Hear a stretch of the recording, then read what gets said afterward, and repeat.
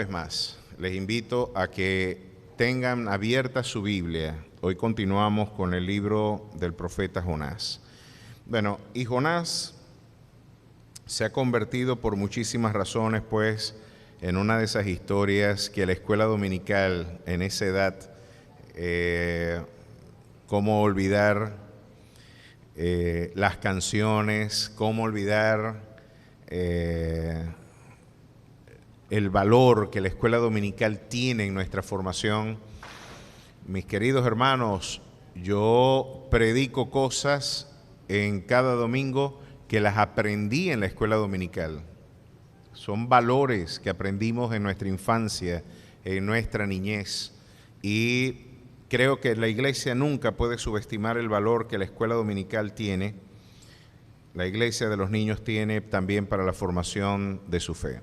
Pero bueno, el libro de Jonás vino a convertirse en uno de esos referentes del imaginario y de la experiencia, ¿verdad?, simbólica y sociológica de nuestra fe también, cuando la fascinante historia de este maravilloso hombre, que es una historia verídica y real, no es como gran parte de los teólogos liberales y racionalistas, gran parte del racionalismo teológico, sobre todo de la derecha hegeliana y de gran parte del planteamiento racionalista alemán, había negado la historicidad de este documento. Partían del hecho de que una fábula, o más bien una historia que parece inverosímil, no podría ser parte de una historia auténtica. Eso no debería formar parte de un evento realmente histórico. ¿A quién se le ocurre que un tipo se lo traiga un pescado, un monstruo marino, y después de 3 días lo vomite en un lugar? No, parece una realidad inverosímil. Sin embargo, a pesar de que hay evidencias históricas, y ya yo les hablé de algunas de estas evidencias, por ejemplo, el caso de Ambrose John Wilson, que en 1972, un pescador, un ballenero, cayó a las aguas del mar Atlántico y aparentemente fue devorado por un tiburón blanco gigantesco. Pues curiosamente, un día después de haber sido tragado por el animal, un día después lo vomitó y salió con vida. Impresionante, a pesar de que hay esa evidencia. Pero después que yo parto de la idea de que Dios es todopoderoso, que es la concepción judeocristiana de quién es Dios, y ya vamos a ver la importancia que tiene que usted entienda quién es Dios para su salud emocional y espiritual. Ya usted va a ver la importancia de cultivar un concepto maduro, adulto de la identidad y de la naturaleza divina.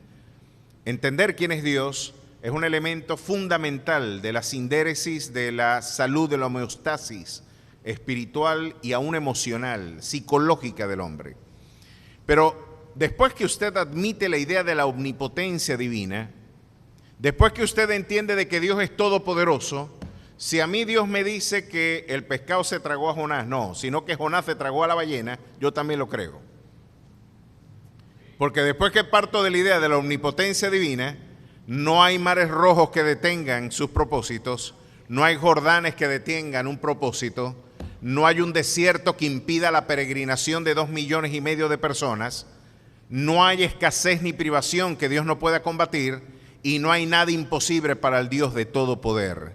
Y a Él damos toda la gloria por los siglos de los siglos. Así que creemos que después de todo, si fue el Dios al que servía Jonás, el Dios que se ha revelado a través del testimonio sagrado, el Dios que permitió esta circunstancia, yo no tengo ninguna dificultad, ni espiritual ni intelectual, de reconocer de que esto es posible. Además de que tenemos 2 evidencias históricas, les decía yo, no necesito de ellas, sin embargo la historia confirma. Otro pescador en Sicilia, esto en la publicación de Chick Publication, quedó bastante claro este evento que consternó a la isla de Sicilia. Ustedes saben, en el Mediterráneo también hay tiburones blancos. Y curiosamente un pescador, pero en este caso siciliano, en 1901, a principios del siglo XX, cayó en las aguas del mar Mediterráneo, fue devorado también por un tiburón blanco y después de un día también lo vomitó el tiburón. Los tiburones tienen esa disposición de regurgitar, ¿no? Vomitan muchas de las cosas que se comen. Y salió vivo, pero desfigurado. No porque el animal lo había masticado, sino porque los jugos gástricos le habían quitado todo el cabello, las cejas, aparentemente salió con parálisis facial, con el rostro desfigurado y sin ningún tipo, pues, aparentemente quedó desfigurado de manera temporal por los jugos gástricos del animal. Así que tenemos evidencia histórica de esto. Pero nos quedó una historia fascinante. Usted puede imaginarse que a usted les digan, oye, viene un evangelista que se lo tragó un tiburón y va a dar el testimonio de su experiencia. Muchacho, hay que alquilar el estadio. Hay que alquilar el estadio y yo me imagino, porque tenemos un morbo por la averiguación. Los averiguadores, muchachos, y eso es un morbo increíble. La gente quiere investigar en vocabulario folclórico, averiguar, explorar, entrepitear qué sería lo que pasó allí. ¿Y cómo pudo pasar algo así, vale? Y yo me imagino que la gente en Nínive estaba consternada. Yo digo un tiburón, pero pudo haber sido un cetáceo. Ya les expliqué yo de que existen varias posibilidades biológicas, no solamente una ballena, como es tradicionalmente pensamos. La expresión ketos, empleada en el original texto, habla, y en este caso será de la Septuaginta, ¿no? De alguna forma, esa expresión empleada allí para ketos es monstruo marino. Así que muchos animales pueden, de alguna manera, caber dentro de esa categoría, ¿no? Y de hecho, la experiencia social ha quedado consternada con la aparición de nuevos animales que nunca se habían visto y estaban registrados para la ciencia. Hace poco en Florida quedaron asombrados con un pez de carácter, lo tituló así el diario, de forma amarillista, un pez diabólico. Y es que la verdad es que el tipo se veía feo. Un pescado gigantesco con unos dientes gigantescos que apareció en las costas de Florida, muerto, y estaban asombrados los biólogos marinos y la experiencia social quedó consternada por esas manifestaciones. ¿Usted sabe la cantidad de misterios que puede esconder el mar? ¿Sabe usted la cantidad de vericuetos y de realidades incógnitas aún para el hombre, ignotas para el hombre, que aún no han sido objeto de su experiencia? Pues Dios ha reservado todas esas prerrogativas en su soberana providencia. Pero bueno, estuvimos ya explorando y viendo esta historia fascinante que por demás yo no dejo de masticarla, de rumiarla, de imaginarme cómo pudo haber sido. Pero empezaron a acontecer un conjunto de realidades que vale la pena traer a reflexión el día de hoy. El profeta, después de ser reprendido, porque después de todo que te haya tragado un animal es el equivalente a que te hayan enterrado vivo. ¿Puede usted imaginarse una tortura mayor que lo entierren vivo usted? Oye, muchacho, yo creo que esa es una experiencia límite. Que te metan en un hueco y tú no sepas, voy a esperar morirme a ver de qué me muero. Si me muero del infarto primero, de deshidratación, imagínese usted estar plenamente consciente del proceso lento, paulatino, agónico de tu muerte y tener ese sentido de claustrofobia, de impotencia de poder salir de un lugar, encontrarse, como decía Jonás, aún en el abismo mismo, ¿no? De ser un cachalote quien se tragó a Jonás, que es muy probable también, ese animal se encuentra en los abismos y come otros animales que viven en los abismos, por ejemplo el calamar gigante. Lo interesante es que Jonás nos está diciendo cosas, Dios me reprendió. Y Dios tuvo que poner en perspectiva mi desvarío porque yo le ofrecí resistencia a la voz de mi Dios. Ahora, podemos ver muchos aspectos del carácter de Dios en el libro de Jonás que ya habíamos advertido claramente en el libro de Job. Por ejemplo, me gusta explorar el carácter de Dios a través de los verbos que aquí se emplean. Por ejemplo, miren esto. Jonás se levantó. Es interesante que Jonás tomó una decisión. Pero si usted lee ese es el verso 3, Jonás dijo, yo voy a resistir a la voz de Dios. Y el verbo que emplean allí es que se levantó, ¿verdad? Ahora nos encontramos que Dios está empleando otra expresión. Pero Jehová hizo levantar un gran viento en el mar. Ahora Dios hizo. Miren qué otras cosas hizo Dios. Jehová preparó la tormenta y tomaron a Jonás y lo echaron al mar, pero en el verso 17, pero Jehová tenía preparado un gran pez. Dios preparó una tormenta, Dios preparó un pez. Miren qué otro aspecto vino y hizo Dios. Si usted va para el capítulo 4, pero Jonás se apesadumbró en extremo y se enojó y oró a Jehová. Y de alguna manera en el verso 6 dice, y preparó Jehová Dios una calabacera, la cual creció sobre Jonás. Dios preparó una tormenta. Dios preparó un animal monstruoso para que se lo tragara. Dios preparó una calabacera que algunos comentaristas dicen que quizás la mejor traducción es un árbol de ricino, que tiene un crecimiento explosivo, de hojas grandes y que podía dar sombra. Quizás estaba, miren todo lo que Dios intervino. Y luego, interesantemente, en el verso 8 del capítulo 4 dice, aconteció que al salir el sol, preparó Dios un recio viento solano, e hirió, y el sol hirió a Jonás en la cabeza, y se desmayaba. En el verso 7 Dios dice que preparó un gusano.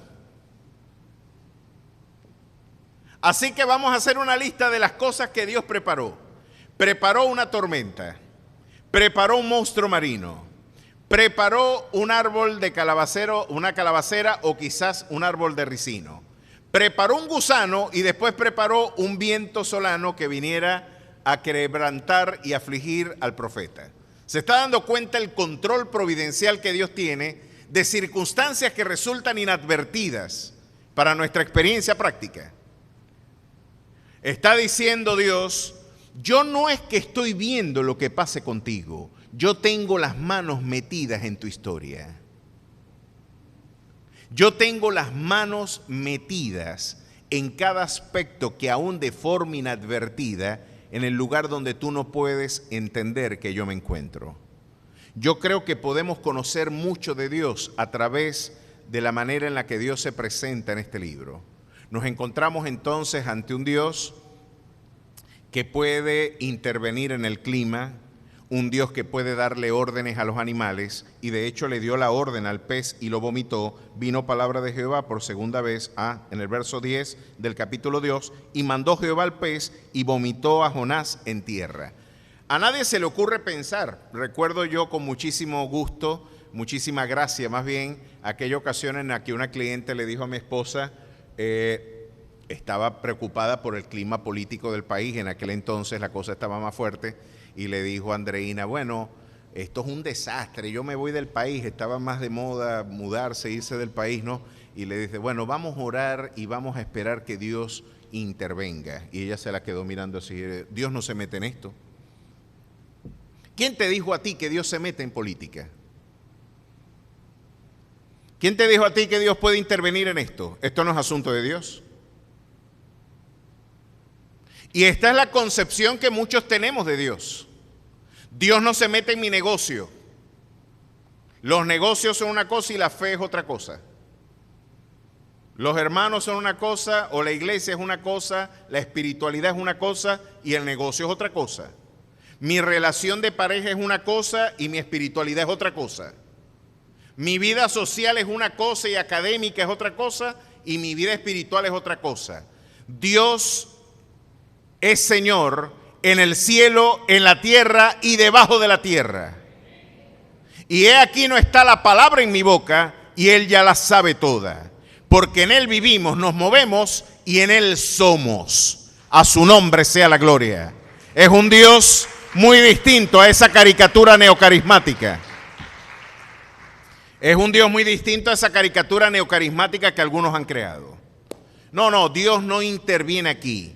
Pues aquí me está dando Dios una cátedra bien interesante de hasta dónde puede llegar el alcance de su gobierno providencial y soberano. Estamos viendo a Dios creando una tormenta en el mar Mediterráneo. Y el mar Mediterráneo es el epicentro geopolítico del mundo antiguo.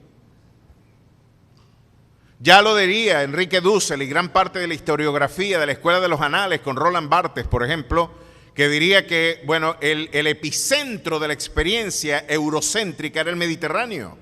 ¿Y quién puede negar que la experiencia marítima de los fenicios, de que gran parte de esa cuenca mediterránea no da razón de nuestra compleja historia del mundo occidental? Pues desde el mundo asirio, el mundo caldeo, el mundo persa, el mundo de Alejandro Magno, el mundo romano y por supuesto toda la experiencia de Occidente después de la caída del Imperio Romano, la incursión de los otomanos, ¿qué experiencia no ha tenido el Mediterráneo en una realidad protagónica? Pues curiosamente en el año de 1492, finalizando el siglo XV de nuestra era, el Atlántico viene a tomar un protagonismo que antes tenía el Mediterráneo. Y por supuesto ahora las potencias marítimas eran por supuesto las que estaban ya en el extremo occidental de Europa y era la Gran Bretaña, Portugal y España las que vienen ahora a sumar un protagonismo interesante. Pero en el mundo antiguo el epicentro geográfico y geopolítico era el Mediterráneo. Así que Dios está diciendo, yo puedo estremecer el mundo. El núcleo sustancial de tu experiencia histórica, yo lo gobierno. Y el profeta Daniel lo dice, él cambia los tiempos y también las edades, quita reyes y pone reyes. Y luego diría el profeta, él hace conforme a su voluntad y nadie puede decirle, ¿qué haces? Este es un Dios que es más Dios de lo que el corazón del hombre quisiera que él fuera. Ya lo decía Spurgeon. Esta doctrina hace crujir los dientes de la criatura, porque queremos que Dios sea el Señor del universo, el Señor de los campos, el Señor de los cultivos, el Señor de los ríos, pero no el Señor de mi biografía, no el Señor de mis circunstancias privadas y personales, no el Señor de mis elecciones, no el Señor de mi gobierno, no el Señor de mis circunstancias más íntimas. No, que Él sea el Señor del universo, pero que respete mi privacidad. Que respete mi núcleo personal y biográfico. No te metas con eso. Pues aquí vemos que Dios dice, chico, a mí yo no le he dado, ¿quién me dio a mí para que yo tenga que devolverle? ¿Y quién me enseñó a mí sabiduría para que yo demande del consejo? Yo puedo mover el núcleo y el epicentro geopolítico de tu mundo cuando a mí me plazca. Y puedo poner de cabeza el mundo por un solo hombre. Interesante lo que Dios también puede hacer. Me resulta fascinante explorar esa dimensión. Pero bueno, llegamos al punto en donde Jonás, después de predicar, no le quedó más remedio, después de esta pela que te dieron, después de pasar 3 días en el vientre de un pez, después de orar, y miren qué clamor, porque, oye, qué terapéutico nos viene la disciplina y el sufrimiento, mis queridos hermanos. Qué terapéutico nos viene cuando el Señor nos disciplina. Y este concepto hay que explorarlo nuevamente, y creo que la sociedad occidental está pagando un precio elevadísimo por haber comprado esta consigna del Mayo francés. Hay algunas consignas que hasta el día de hoy siguen, digamos, articulando nuestra perspectiva del mundo contemporáneo.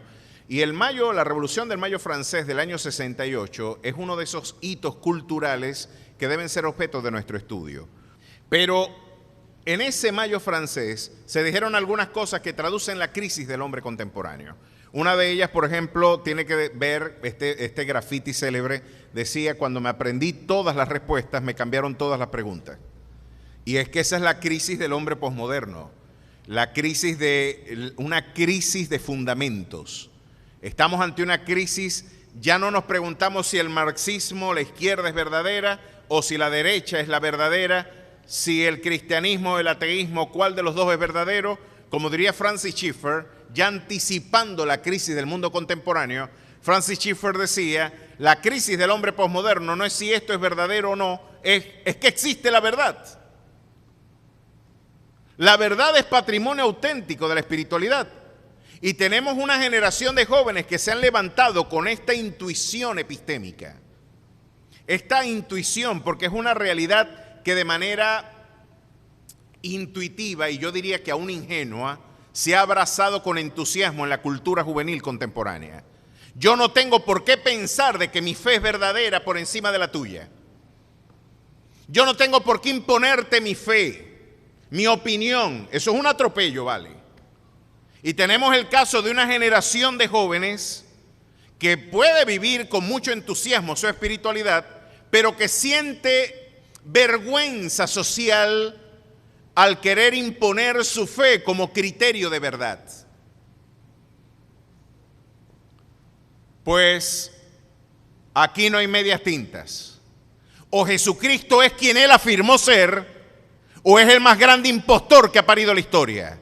Pero yo y mi casa seguiremos afirmando de que Él es el camino, la verdad y la vida, y nadie va al Padre sino a través de Él. Hay un solo camino al Padre, hay un solo mediador entre Dios y los hombres, y se llama Jesucristo hombre. Con eso estoy jugando yo mi vida. He apostado toda mi vida por ese principio. Y ese Jesús que resucitó de manera incontrovertible es el mismo que volverá, porque el que ha de venir vendrá y no tardará, dice el Señor. Lo esperamos y creo que la cosmovisión judeo-cristiana es la única forma de interpretar de manera racional, de manera integral, la vida y la experiencia del hombre. Pero el Mayo francés nos dejó otra consigna. Nos dejó esta célebre crisis. Cuando me aprendí todas las respuestas, me cambiaron todas las preguntas. Pero dejó otra consigna que decía, prohibido prohibir. Prohibido prohibir. La idea es que prohibir es malo. No reprendas al niño, se traumatiza. Déjalo que él haga lo que quiera. Se quiere robar el juguete del vecino, que se lo lleve. A mundo, ¿no te da lástima? Él quiere el juguete de tu hijo. No lo pudo tener y él también tiene derecho a robar, a llevárselo. No. Mis queridos hermanos, tenemos esa concepción de que cuando Dios nos invita a reprender, porque el Dios de la Biblia reprende. Este es un concepto no popular, ¿sabe? Hay gente que piensa que Dios no castiga. Pues la Escritura dice eso. No erréis, Dios no puede ser burlado. Todo lo que el hombre sembrare, eso también segará. Y el autor sagrado en el libro de los Hebreos nos dice que nuestro Dios también es fuego consumidor. Y horrenda cosa es caer en las manos del Dios vivo. Esta visión nada más romántica de Dios, en donde nos integramos a la idea de Dios de que Dios es solamente un Dios de amor, el Dios de la cruz, el Dios de Juan 3:16, el corazón de la Biblia, nadie puede negarlo, como lo diría Martin Luther King, está en Juan 3:16, porque de tal manera amó Dios al mundo, que ha dado a su Hijo unigénito. Eso nos tiene predicando, está proclamando la iglesia y peregrinando por 21 siglos para dar un testimonio histórico de esta verdad. Para que todo aquel que en Él crea no se pierda, sino que alcance vida eterna. Ese es el corazón de nuestra fe. Pero no podemos olvidar que este Dios es un Dios de amor, pero también es un Dios que es fuego consumidor. Y que a quien ama castiga, como el Padre al Hijo a quien quiere. Ya hemos visto que Dios va a preparar algunos monstruos marinos para poder disciplinar el carácter rebelde y contumaz de algún Jonás que pretende hacer las cosas a su manera y decir yo tengo una mejor idea que la que Dios tiene. Tengo una mejor interpretación. Yo creo que esta visión bíblica es muy antigua. Yo creo que ya Dios está pasado de moda. Yo creo que a la manera de Dios no es la mejor manera, no es muy popular, es totalitaria, es represiva, es religiosa. Yo creo que podemos hacer esto de una manera mejor. Yo creo que yo puedo matrimoniarme con algunos valores de este mundo. Yo creo que puedo coquetear con algunos aspectos muy hermosos de este mundo y yo puedo tender un puente entre la realidad social de mi cultura y la experiencia de mi fe. Yo creo que puedo hacer un matrimonio entre los valores de este siglo y los valores de Dios. Y el Señor dice, no. Tú tienes que presentarte como sacrificio vivo, santo, agradable ante tu Dios, que es tu culto racional. No os conforméis a este siglo, sino transformaos por medio de la renovación de vuestro entendimiento para que logréis comprobar cuál es la buena voluntad de Dios. No vas a comprobar que Dios es bueno en su voluntad y que su voluntad es agradable y perfecta porque sigues pensando a la manera del mundo. Y Dios va a tener que preparar elementos que antagonicen con tu voluntad. Dios va a tener que confrontarte y Dios es buen padre. Dios no es el pusilánime genuflexo que ve a su hijo equivocarse y no hace nada. Ese Dios sí te tiene por hijo, porque si no te tiene por hijo, no te va a disciplinar. Por eso decía Thomas Watson que nadie está más cerca del infierno que aquel hombre por el cual Dios no moverá ni siquiera una vara para reprenderle. El que alguien se jacte de que está haciendo las cosas mal y que todo le sale bien y que Dios no interviene, lo que está dando es un testimonio público de que Dios lo tiene por bastardo. No es mi hijo. Y el único cielo que él va a probar es el bienestar terrenal que está disfrutando ahorita. Pero mis hijos, el único infierno que ellos van a ver es las aflicciones que yo permitiré que ellos vivan en este momento.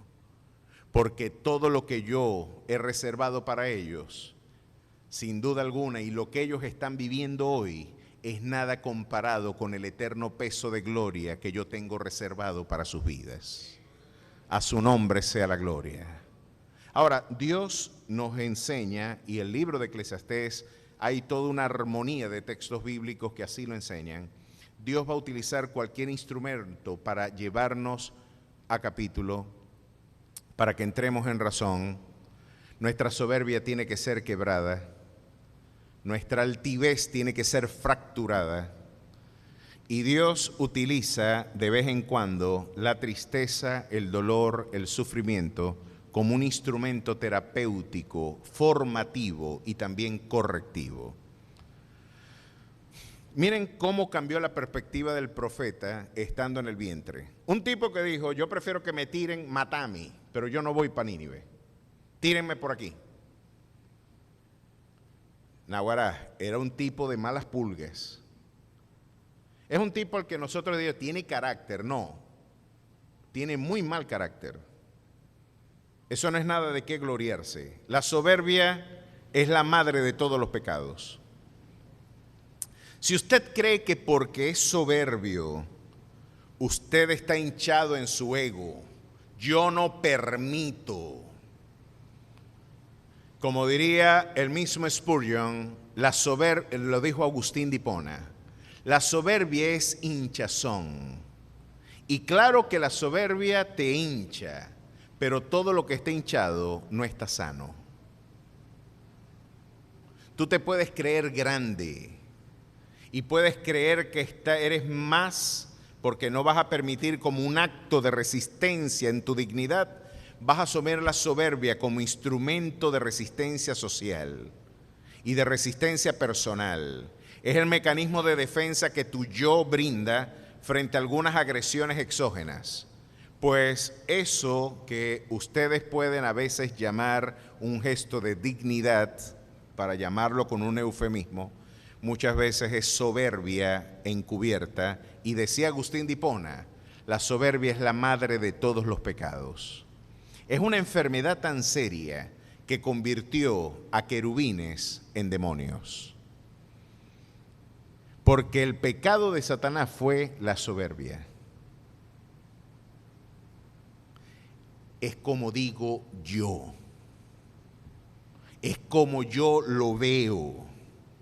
Es a mi manera, no a la tuya, mucho menos a la de ustedes.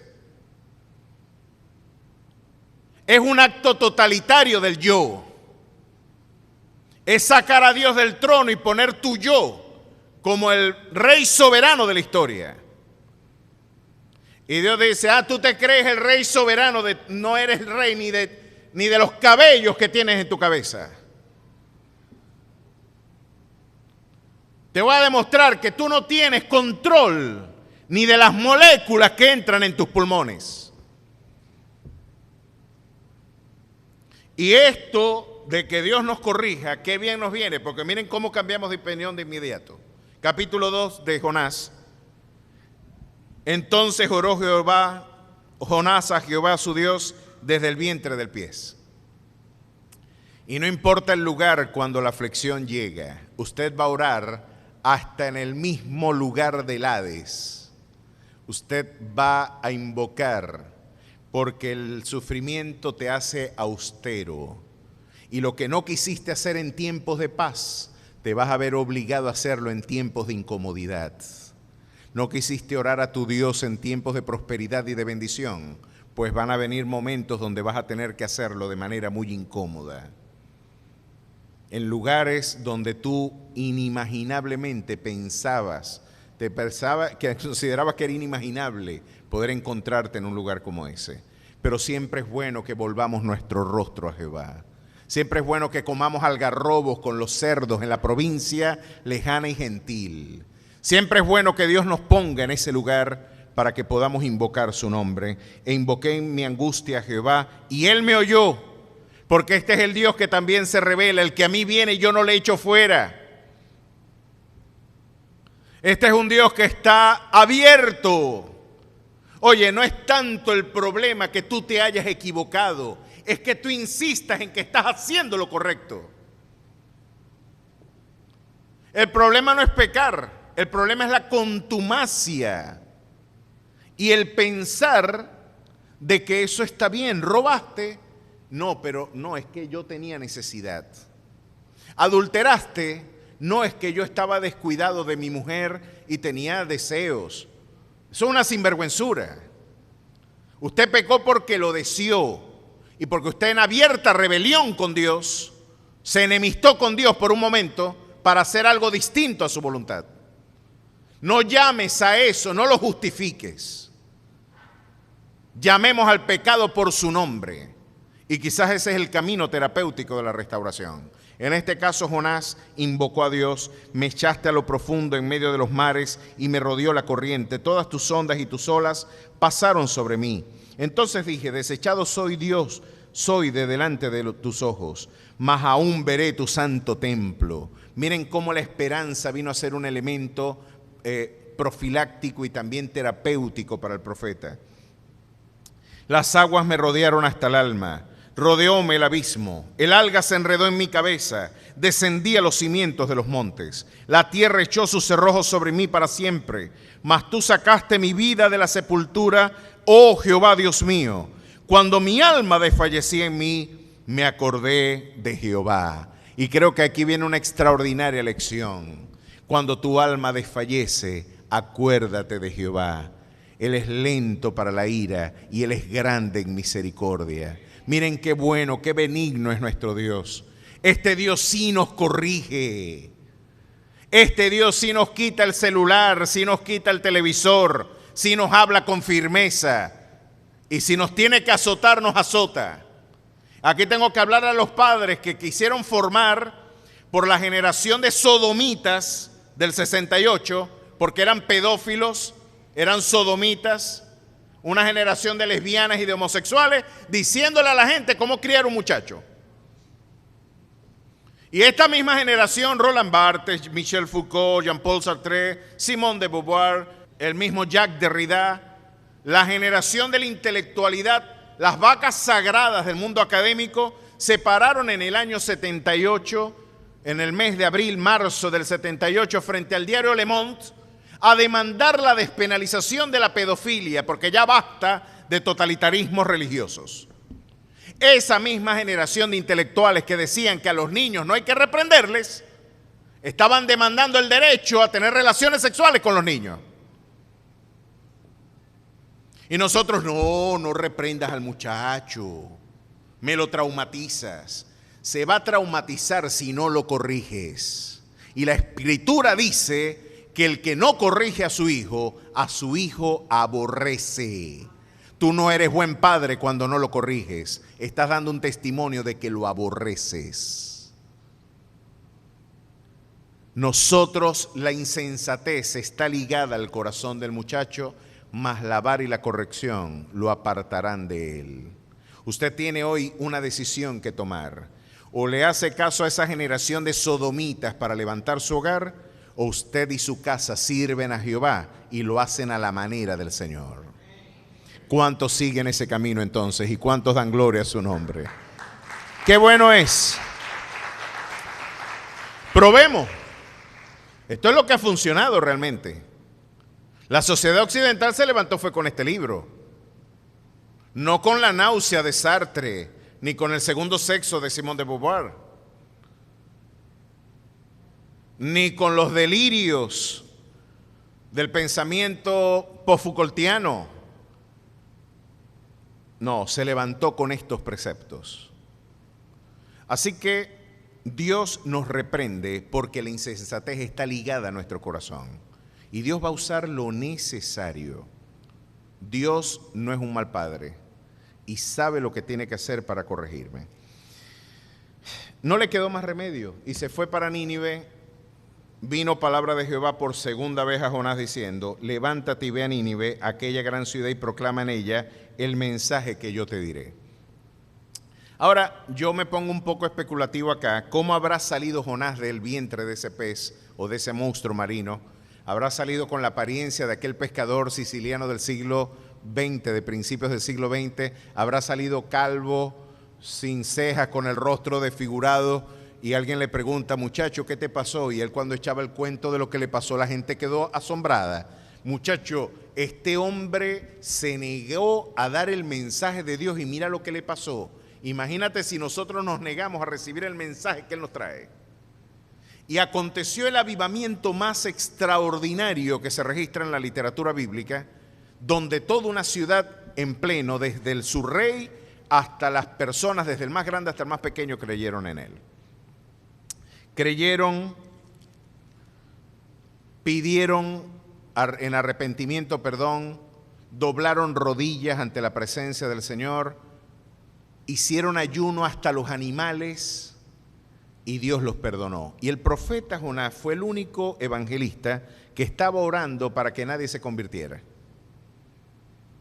Usted se puede imaginar una persona, un hombre que supuestamente sirve a Dios, diciéndole a Dios: yo no quiero que esta gente conozca de ti. Yo quiero que se mueran en sus pecados. Yo quiero que ellos conozcan el rostro no de tu bondad.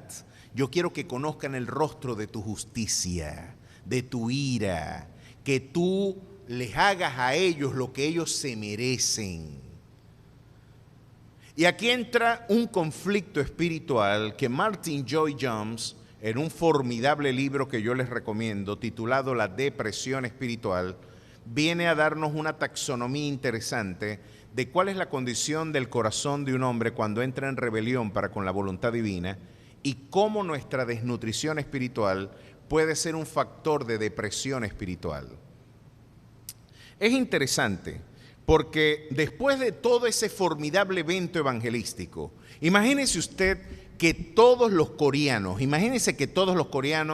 hoy al unísono estén levantando las manos al cielo y dándole gloria a Dios.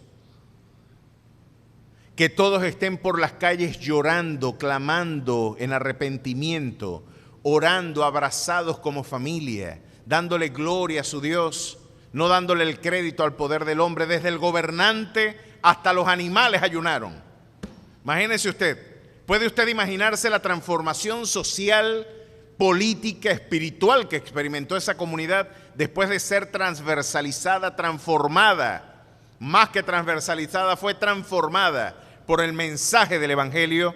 En este caso no es el Evangelio que proclamamos de un Cristo muerto y resucitado, a pesar de que Jonás es un tipo de Jesús, el que se levantó de la sepultura y fue a proclamar. Así lo hizo también nuestro rey. Sin embargo, hablando de la benignidad de un Dios que puede brindar un nuevo comienzo a todo aquel que a Él se encuentra y se acerca. Y ver esa transformación y decir, no, vale, yo no esperaba esto de Dios. A mí me resulta esto impresionante. Aquí es interesante que la Biblia nos deja ver los errores morales de sus protagonistas. No es como la historiografía que uno lee. Uno lee, por ejemplo, la biografía de Bolívar. Mis queridos hermanos, Bolívar es poco menos que un santo para algunos autores. Ese hombre no tuvo un error. No, y uno lo ve casi como una figura idiática. Es una figura divina. Muchacho, ¿y aquí cuál era el problema moral de este hombre? No tuvo una mujercita, ¿qué hizo mal? No tuvo nada malo. Claro que tuvo muchísimas cosas. Pero los historiadores hacen edición, le ponen algunos filtros y sale la foto. Si usted ve algunas mujeres sin filtro, muchacho. Hay unos programas de maquillaje que eso debería ser un delito. Porque esa es una estafa, compadre. Usted se puede imaginar, yo decía, pues que no puede ser la misma persona. Andrina me dice, sí es la misma persona. Sí es la misma persona, aunque tú no lo creas, pueden transformarse así. Yo dije, muchachos, pero tremenda reparación de pico y pala le hicieron, muchachos, porque eso salió barnizado, salió frisado. Yo no puedo creerlo, muchachos. Si en la noche de boda sale el tipo al otro día, cuando se despierte, cree que le secuestraron a la mujer y le metieron a otra persona ahí, porque yo no lo puedo creer. Bueno, uno ve algunos personajes históricos y los ve así. Muchachos, después de todo este maquillaje ideológico, después de toda esta edición y de todos estos filtros, uno se consigue con el rostro auténtico de un sujeto que posiblemente pudo haber muerto de sífilis y no de tuberculosis o de pulmonía, que tuvo desatinos morales, que tuvo problemas personales, que obró quizás en deslealtad con algunos de sus personas más íntimas o aquellos que los podía ver como auténticos rivales de su proyecto político. No, la historia siempre la escriben los vencedores y siempre los vencedores le dan la perspectiva de legitimidad que de alguna manera excuse a sus protagonistas. La Biblia no dice eso. La Biblia dice, Jonás se equivocó y aquí está escrito. David se equivocó y aquí está escrito. Todos los grandes hombres de Dios, dice la Escritura, fueron hombres sujetos a pasiones semejantes a las nuestras.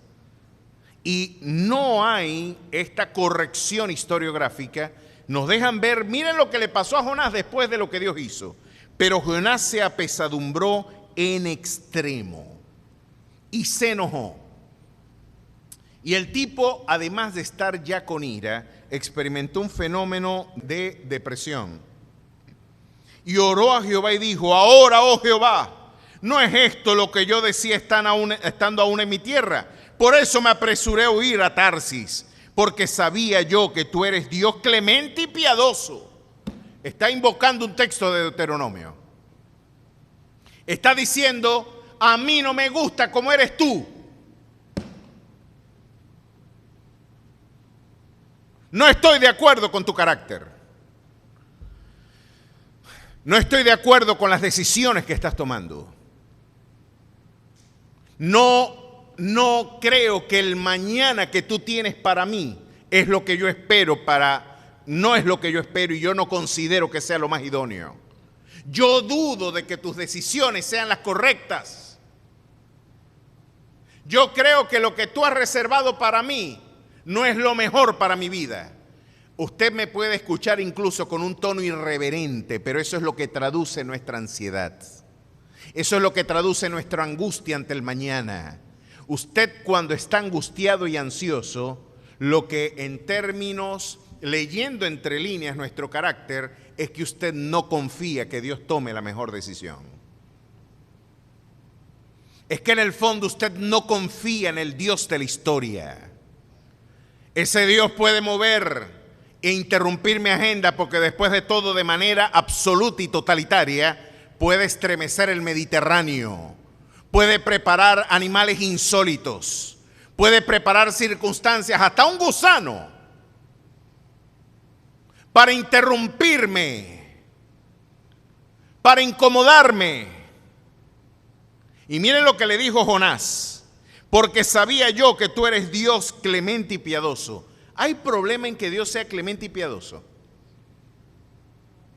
Algunos comentaristas han hecho algunas lecturas del posible quebranto moral y espiritual de Jonás. Uno de ellos, por ejemplo, podría ser este. Según Deuteronomio, el profeta que hablare de parte de Jehová y la palabra no se cumpliese, el pueblo lo tendrá por falso profeta. Algunos comentaristas dirían: oye, ¿será que Jonás ahora estaba más preocupado por la opinión de su gentilicio, la misma gente que compartía con él? Pero tú no habías dicho que Nínive se iba a acabar. Tú no habías dicho que Jehová te había afirmado que de aquí a 40 días iba a traer Dios un juicio sobre Nínive. ¿Por qué no la destruyó? Pues la conclusión que algunos pudieran haber tenido es que Dios no habló a través de Jonás. Y quizás Jonás tenía más temor del tribunal social que del tribunal divino. Estaba más preocupado por la opinión de la gente que por lo que Dios realmente estaba diciendo. Después de todo, Jonás decía: aquí se están desafiando algunos principios de mi perspectiva del mundo. Yo voy a quedar como un embustero ante mi gente, porque después de todo ese pueblo nos ha hecho daño. Esa gente dejó viudas a nuestras mujeres. Ese pueblo dejó en orfandad, quebró a nuestra nación.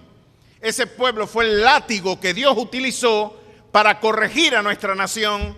Y yo espero con todo mi corazón de que Dios los interrumpa, Dios los incomode, de que Dios los aniquile. Yo tenía buenas noticias para mi pueblo, y era que Dios traería juicio sobre la capital de esa potencia imperial, que por cierto estaba en el norte. Es increíble que todos los imperios son del norte. Pero diría el resentido Jonás, el patriota Jonás, y aquí hay una distinción. Yo creo que Jonás era más nacionalista que patriota. Decía el general de Gaulle, ustedes recuerdan ese monumental hombre, ¿verdad? Dijo algo formidable. Patriota es el que ama a su nación por encima de todas las demás. Nacionalista es el que ama su patria, pero odia a todas las demás. Jonás era un nacionalista. Jonás no era un patriota. Jonás abrevó del particularismo hebreo que afirmaba de que las promesas de Dios eran solamente para su pueblo. Esto es para los descendientes de Abraham. Esto no es para el mundo gentil. El mundo gentil está eximido, excluido de cualquier forma de bendición, porque ellos son un pueblo que está lejos del pacto. Mi profecía, la labor que me has comisionado, está deconstruyendo gran parte de las instituciones conceptuales de mi teología. No se supone que un profeta va a llevarle buenas nuevas a un pueblo que oprimió a la nación del pacto. Así que podemos ver un germen. Los nacionalismos, como nos lo recuerda Mario Vargas Llosa, han sido muy peligrosos en la historia, y no es la excepción la perspectiva de Jonás. Si la iglesia pensara como Jonás, nosotros estuviéramos enquistados solamente en este lugar, pensando que nuestro único entretenimiento es hablarnos entre nosotros, entretenernos entre nosotros, y creemos que hay un Nínive afuera, hay una entidad represora que más bien esperamos que haya juicio sobre él, cuando Dios espera restaurar aún aquellos que nos han afligido, aún aquellos que nos han traído maldad y que nos han traído aflicción, aquellos que nos han denigrado, aquellos que nos han maltratado, aquellos que nos han maldecido, pues tienen que recibir la benignidad del Evangelio también. Este particularismo hebreo, hoy podemos verlo también con el particularismo de una iglesia que puede estar perdiendo la batalla espiritual encerrada en una iglesia cantando cánticos de victoria. Pues perdemos la batalla espiritual cuando la iglesia se niega a ser un factor de bendición a los que les oprimen. Y claro que Jonás está siendo aquí contrastado por un particularismo hebreo. Los nacionalismos, ya vimos lo que pasó con el gobierno nazi, y ese particularismo, yo soy superior, la raza aria es superior al resto de esta gentuza europea, de estos mestizos europeos, y ni hablar de la comunidad hebrea. Y ya hemos visto que se han adelantado los peores genocidios en nombre de esos particularismos nacionalistas. Y este particularismo no solamente tiene que ver con una dimensión étnica, también ideológica. El que no es de mi partido no es gente. El que no es de mi fe, decían en el Sacro Imperio Romano, es un bárbaro y además de eso un hereje. Hay que aniquilarlo y hay que esclavizarlo. Porque como está disminuido socialmente, se justifica la tutoría política que yo tengo sobre él. Lo enajeno de su dignidad, lo privo de su hominidad, de todo el valor que antropológicamente la Biblia le confiere al hombre integral. Somos imagen y semejanza del Creador. Y el que tuvo un esclavo, esclavizó de alguna manera aspectos que son inherentes también y constitutivos de la identidad divina. Las rechazaste, las denigraste. Pensabas que no había dignidad en esa persona cuando en realidad es nada más y nada menos que la imagen y la semejanza de tu Creador. El Dios al que tú adoras los domingos está reflejada en la imagen del esclavo al que tú oprimes el resto de tu semana. Eso me hace a mí pensar que nos parecemos a Jonás cuando tenemos una mujer de servicio en la casa y la ponemos a comer en otra mesa porque ella no puede estar con nosotros. No, ¿cómo se va a sentar la de servicio comiendo conmigo? Yo soy la señora, yo soy el señor, y ella que coma ya con los perros. Usted no se extrañe que un tiburón le salga al encuentro y lo ponga de nuevo en Nínive a usted. Porque de vez en cuando nos tiene el Señor que ubicar. ¿Por qué Jonás se deprimió? Nosotros nos deprimimos y este libro que yo les recomiendo, mis queridos hermanos, quieren tener una buena lectura. Voy a ver si lo paso por el grupo de la iglesia, porque yo estoy entusiasmado de crear una iglesia lectora. Que tengamos buenos lectores acá, una iglesia pensante. Ahora, miren esto, este libro, La depresión espiritual de Martyn Lloyd-Jones, voy a utilizar algunos elementos taxonómicos que el monumental expositor británico deja plasmado en ese libro, y él siendo médico consagró su vida entera a la labor del servicio pastoral y de la proclamación del Evangelio, al punto que fue conocido como el Spurgeon del siglo XX. Uno de los grandes pensadores puritanos que han tenido quizás la máxima influencia de los grandes predicadores fue el pensamiento puritano. Pues escuchar a Martyn Lloyd-Jones es algo fascinante, leerlo es espectacular.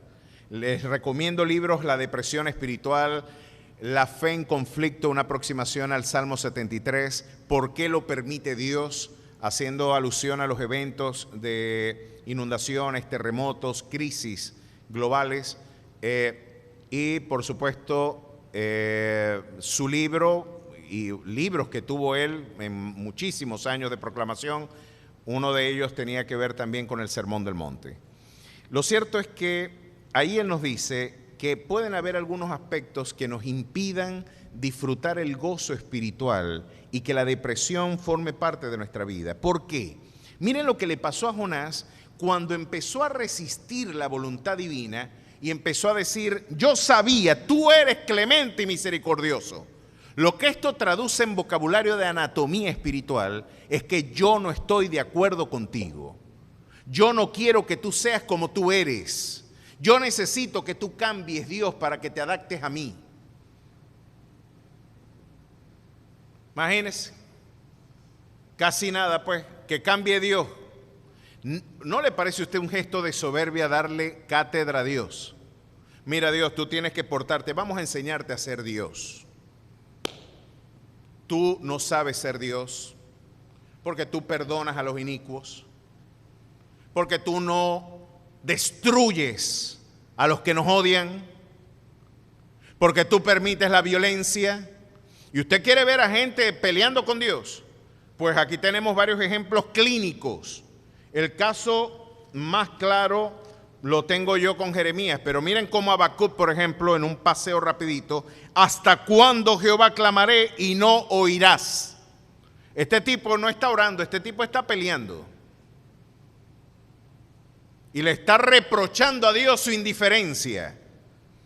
¿Por qué me haces ver iniquidad y haces que vea molestia? Destrucción y violencia están delante de mí, pleito y contienda se levantan, por lo cual la ley es debilitada y el juicio no sale según la verdad, por cuanto el impío asedia al justo, por eso sale torcida la justicia. Aquí hay un elemento de indignidad frente a la justicia social. Pero hay un reproche teológico: tú eres indiferente ante la agresión de los poderosos sobre los desvalidos. Miren lo que dice, por ejemplo, otro vuelo de pájaro rapidito por el profeta Jeremías. El profeta Jeremías llegó muy lejos y llegó a conclusiones que ya rayan prácticamente casi en la herejía. Miren lo que dice en el capítulo 20, verso 7. Me sedujiste, oh Jehová, y fui seducido. Más fuerte fuiste que yo y me venciste. Cada día he sido escarnecido, cada cual se burla de mí. Claro, la comisión que Dios le delegó a Jeremías era de corregir a un pueblo que estaba en abierta rebelión con la voluntad de Dios. La popularidad de Jeremías estaba por el suelo. Era un predicador incómodo. Era un tipo que se ganó la adversión, la animadversión de toda la comunidad. Era un sujeto que se aborrecía a sí mismo por no tener aprobación social. Y miren lo que dijo.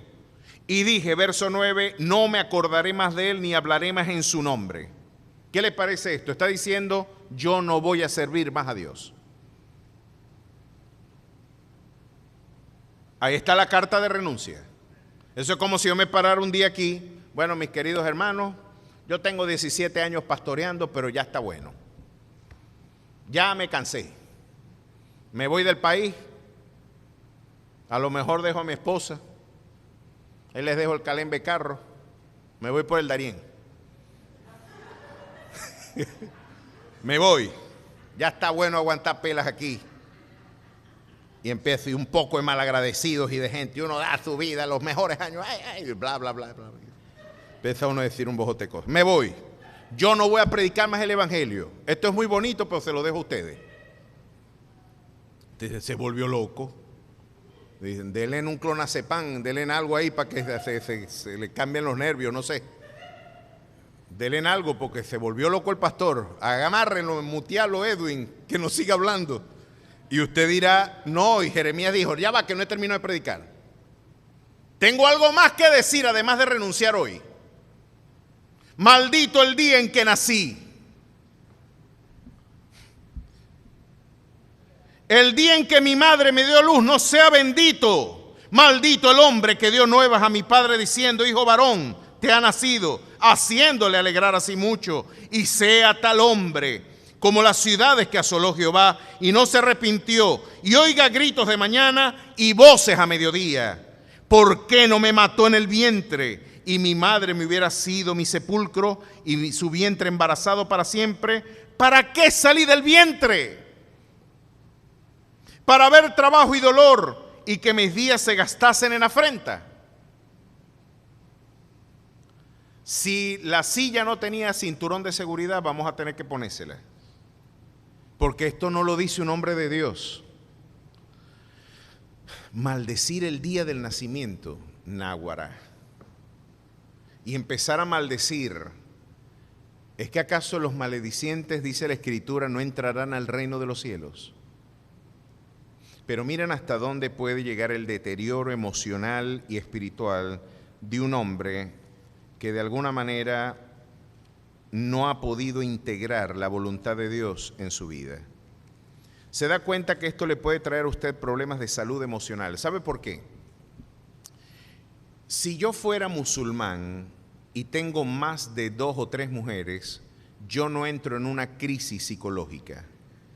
Porque desde la perspectiva islámica, un hombre puede tener tantas mujeres como pueda mantener. Es decir, los valores de la espiritualidad y los valores de la conducta están en armonía.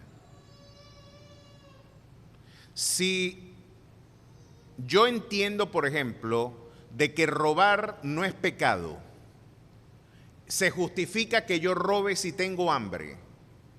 Si usted cree eso y usted roba, usted no va a desarrollar complejos y problemas de culpa. ¿Por qué? Porque los valores y su conducta se armonizan.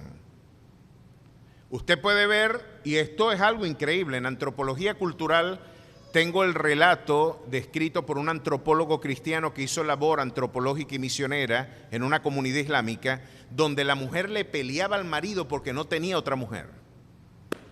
La mujer: tú eres un hombre limpio, no sirves para nada. Mira cómo el vecino que tiene recursos se pudo casar con otra mujer y le ayudan los quehaceres de la casa. Tú eres un hombre limpio que nada más puedes tener una. ¿Y esto de dónde salió, muchachos? Yo lo tengo el registro y el relato. ¿Por qué eso sucede? Porque los valores de esa concepción religiosa y la conducta inicua del hombre parece que entraron en armonía. Pero si usted es cristiano y usted le dicen que robar es pecado y usted roba, es cuestión de tiempo para que usted entre en crisis, porque usted afirma un valor y lo está negando en su conducta. Es como acelerar y pisar el freno al mismo tiempo. Se va a romper o los frenos o la transmisión. Usted no puede afirmar un valor y después negarlo en la conducta sin que tenga consecuencias psicológicas. Si usted dice que Dios es clemente, es misericordioso, es un Dios de amor, y usted quiere que Dios mate a alguien, a usted se le va a fracturar algo. Si usted afirma que Dios es soberano y luego con su conducta niega esa soberanía y el gobierno irrestricto que Dios tiene en su vida, usted está acelerando y frenando al mismo tiempo y algo se va a fracturar. ¿Por qué entró en crisis Jonás? Miren lo que le pasó después que se enojó. Ahora pues, oh Jehová, te ruego que me quites la vida, porque mejor me es la muerte que la vida. Capítulo 4, verso 3. Quiero que me quites la vida. Llegué a un punto de depresión tal porque tú no haces lo que yo quiero, que quiero que me mates. No quiero vivir. Tú no quieres hacer las cosas a mi manera. Y Martin Lloyd-Jones nos dice que hay por lo menos algunos motivos de por qué esto sucede en el corazón del hombre. Miren por qué. Claro que hay una depresión por razones fisiológicas, orgánicas, hormonales, neurotransmisores.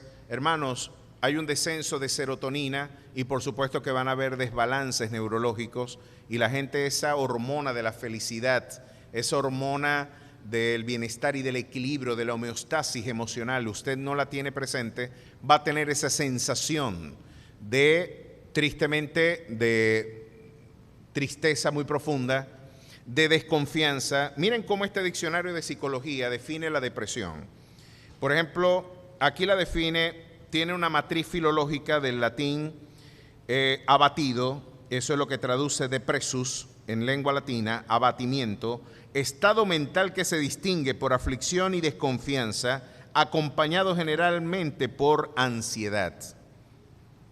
Y cuando usted busca la expresión ansiedad, se va a encontrar con otra interesante afirmación.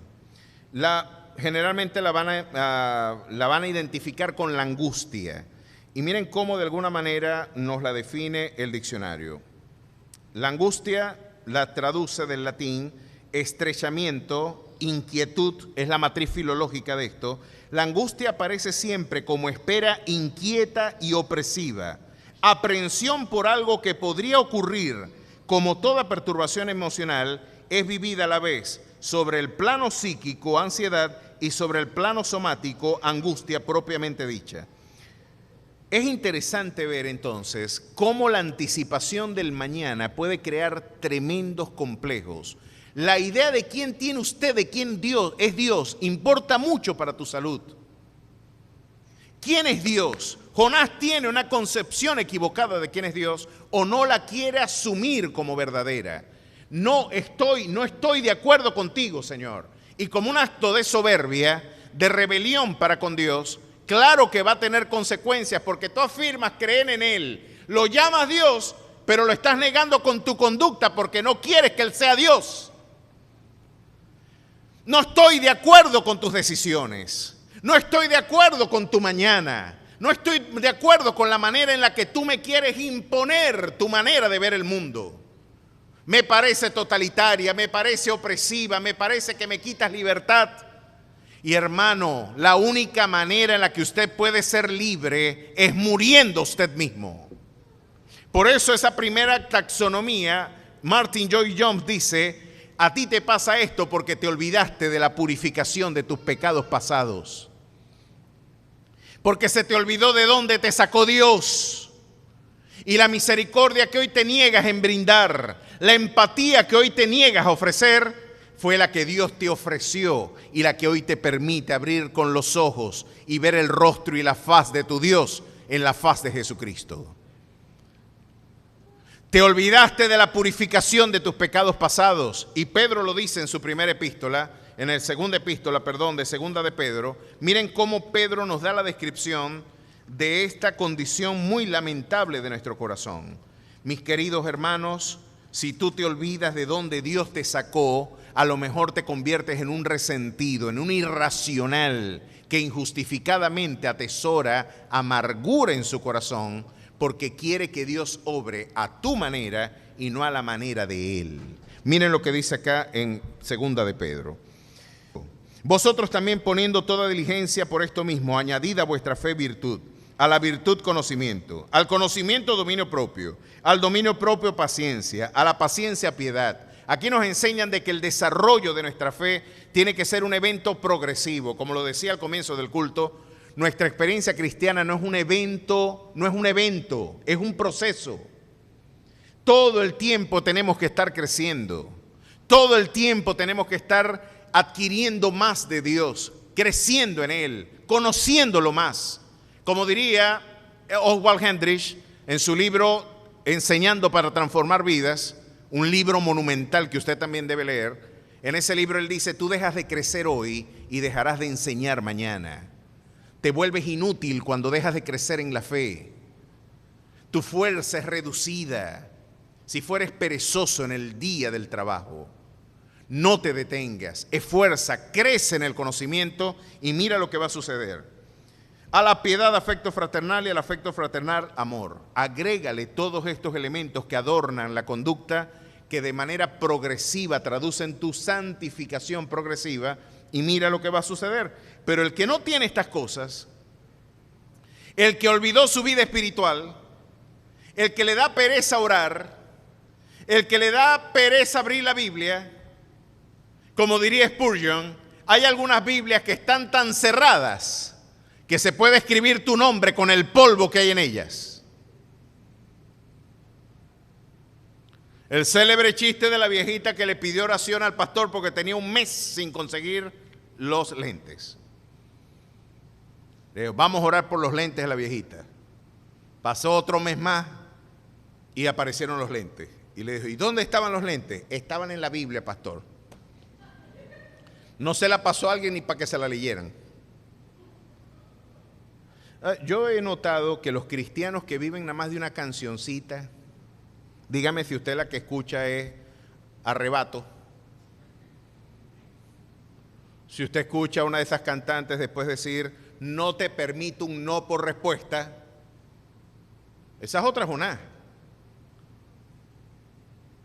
Si usted escucha esa música, si usted es modelado por esa conducta espiritual, si usted tiene eso como un arquetipo y paradigma de conducta de fe, no me extraña que más adelante usted le esté diciendo a Dios, no me acordaré más de ti ni hablaré más en tu nombre. No me extraña que más adelante incluso maldigas el día de tu nacimiento porque estás en abierta rebelión y disconformidad con lo que Dios está haciendo. Porque no tienes ya la docilidad de un carácter que el Espíritu Santo puede modelar conforme a la imagen de su Hijo. Como tienes resistencias a la voluntad de Dios, ahora mira lo que sucede contigo. Pero el que no tiene estas cosas, tiene la vista muy corta, es ciego, habiendo olvidado la purificación de sus antiguos pecados, por lo cual, hermanos, tanto más procurad hacer firme vuestra vocación y elección, porque haciendo estas cosas no caeréis jamás. Puedes estar triste porque te olvidaste de donde Dios te sacó. Puedes estar triste porque estás olvidando cuál es la auténtica fuente de tu provisión, de tu bendición, de la gracia que hoy tú disfrutas y que te niegas a llevar a Nínive, fue la que te tiene en pie hasta el día de hoy. Así que, hermano, yo te invito a que des de gracia lo que de gracia has recibido. A su nombre sea la gloria. Camine en ese rumbo. ¿Cuál es el otro aspecto que puede degenerar depresión espiritual según el documento de Martin Lloyd-Jones? Ya hemos visto que hay aspectos biológicos, orgánicos, la serotonina, desbalances, que pueden promover estados como los que nos describe la literatura científica. Pero hay otros elementos en donde la depresión tiene un fundamento perceptivo, la manera en la que tú interpretas el mundo, y por eso yo les he reiterado a ustedes tanto que el problema no es tanto lo que nos sucede como lo que nosotros hacemos a lo que lo interpretamos. No es tanto lo que pasa, sino cómo yo interpreto lo que pasa. A mí la experiencia de Jesús en la tormenta del mar de Galilea me describe un excelente escenario de esto. Los discípulos, cuando usted lee la armonía de los evangelios sinópticos, en uno de los evangelios, los discípulos despiertan, Jesús estaba durmiendo. El barco se iba a partir, dice Pedro. Juan, imagínense los pescadores de experiencia diciendo, chico, esto se va a partir. ¿Se puede usted imaginar el oleaje que había para que un pescador llegue a esa conclusión?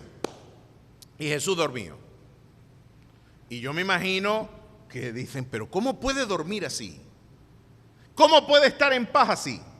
Y en el texto de Marcos, si no me equivoco, es en el de Marcos, donde ya los discípulos a tono de reproche, no tienes cuidado que perecemos. Y Jesús se levanta, yo me imagino que dijo, eso no lo dice la Biblia, chicos, aquí no lo dejan dormir a uno, ¿qué es lo que pasa? Entonces dice, y calmó el viento y se calmó toda la tempestad. ¿Dónde estaba vuestra fe? Permítame poner esto en vocabulario ahora de lo que esta coyuntura nos traduce. ¿Por qué Jesús descansaba cuando los demás estaban angustiados y en ansiedad? ¿Por qué había quietud en el corazón? ¿Habían las mismas circunstancias o no? ¿Estaba en el mismo barco Jesús? Ahora podemos ver que el mismo calor que pone blanda la papa pone duro al huevo. Usted pone a hervir una papa y se pone blanda, y pone a hervir al huevo y se pone duro. Son circunstancias iguales, pero respuestas distintas. Eso traduce la naturaleza de nuestra fe también. Ante el mismo estímulo, ¿cuál es tu respuesta? Porque Jesús estaba recibiendo el mismo estímulo. La misma realidad, las mismas variables estaban allí presentes. Uno duerme y otros se están tirando para el agua y ya nos vamos a morir. Aquí estamos de despedida, pasar un mensaje diciendo estoy de salida, ya nos morimos todos aquí. Y Jesús dijo, ¿dónde está tu fe? ¿Sabes por qué estás angustiado? Porque le tienes miedo al mañana y te olvidaste de quién está montado en tu barca. ¿Qué te dije yo antes de salir? ¿Sabes por qué tienes miedo al mañana? Porque no me has escuchado, porque mi voz ya te es ajena. Tienes tan poca intimidad conmigo que ya no me conoces la voz. Se te olvida que te dije en la orilla cuando todo estaba bien. Yo te dije en la orilla de la paz, pasemos al otro lado. ¿Cómo me vas a decir tú que aquel al que se le dio toda potestad en el cielo, en la tierra y debajo de la tierra, un chubasco le va a hundir el kiosco? Si se hunde, yo lo convierto en submarino. Y si no, lo convierto en un helicóptero. Pero si yo dije que voy a llegar a la otra orilla, el cielo y la tierra pasarán, mas mi palabra nunca pasará. Así dice el Señor. Puedes creerme. Puedes confiar en mí. Si Él dice, Él hace. Si Él invita, Él paga. Se te olvidó la voz de tu Dios. Ya no le conoces la voz a Dios y le tienes miedo al mañana. Él es el Señor también de tu tormenta.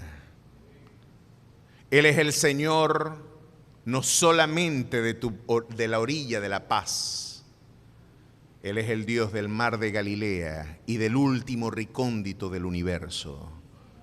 Él es el Rey de reyes y Señor de señores. Y no entender eso te tienen problemas. Tienes tan poca intimidad con Él que ya no le conoces la voz. Y tu alma se angustia porque Él te creó para Él. Y tu alma no estará en paz hasta que no reposes en Él. Tienes miedo al mañana. Otro es el aspecto, es la teología del sentimiento, lo que yo siento. Tú te deprimes porque tienes un sentimiento de Dios. Y fue Friedrich Schleiermacher, el teólogo del siglo XIX. A mí me encanta ese nombre porque tiene nombre antibiótico. Me acuerdo que mi profesora de alemán lo ponía como una prueba. ¿Cómo se dice este nombre? Hay como 20 consonantes antes de que aparezca una vocalcita. Schleiermacher. Los alemanes hablan bastante, muchachos. Y él decía, ya yo no necesito la Biblia para poner palabras más o palabras menos. Claro que no lo dijo así. Yo estoy haciéndolo con propósitos propedéuticos y pedagógicos, entre comillas. Lo quiero presentar así, para que yo voy a conocer a Dios no a través de un documento revelado, yo vengo a conocer a Dios a través de un sentimiento. ¿A usted no le suena eso? Esa es la espiritualidad posmoderna. La espiritualidad posmoderna no va a la revelación bíblica. La espiritualidad posmoderna es el yo siento, luego existo. Es lo que yo siento, es los pelos parados, es lo que yo estoy viviendo aquí. Pero es increíble, mi querido hermano, que cuando tú estés en pruebas, en dificultades, las emociones que te sirvieron de anclaje espiritual o emocional más bien, son las que te van a jugar la peor jugada en tu vida espiritual. Porque no vas a sentir a Dios, porque vas a sentir que está lejos de ti. ¿Usted quiere ver un hombre que hizo de la teología del sentimiento el fundamento de su esperanza? Acompáñeme al Salmo 74, por ejemplo. Aquí usted puede ver en el registro bíblico algo que contradice lo que la Biblia dice y Dios lo permitió providencialmente registrar para estos propósitos. Miren esto. Es formidable lo que aquí podemos inferir. Miren esto. En el Salmo 74, Asaf, ese mismo cantor resentido, me encanta lo que dice la profesora Yolanda Delgado, de que los orígenes de la trova están en el pensamiento y en la prosa, en la poesía más bien sapiencial, oriental y concretamente hebrea. Cuando usted escucha a Silvio Rodríguez, a Atahualpa Yupanqui, a Julio Neuhauser, cuando escucha a un Pablo Milanés, al formidable cantor del pueblo, Alí Primera, porque al margen de que hoy no comparto gran parte de su perspectiva política, creo que tuvimos un cantor excepcional. La versatilidad de Alí para poder llevar elementos de nuestro folclore a la poesía era espectacular. ¿Quién no llora escuchando Mamá Pancha, por ejemplo? ¿Quién no escucha canciones Flora y Ceferino?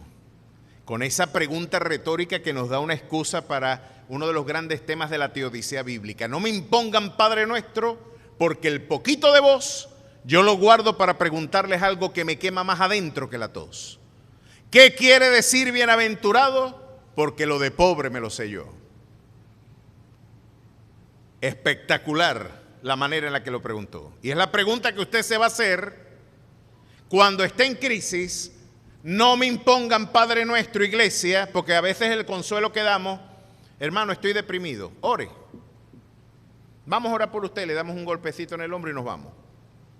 Y a lo mejor este ceferino diciendo, no me impongan Padre Nuestro, porque el poquito de voz que me queda, porque me estoy muriendo, yo tengo algo que preguntarles a ustedes, iglesia, que me quema más adentro que la tos.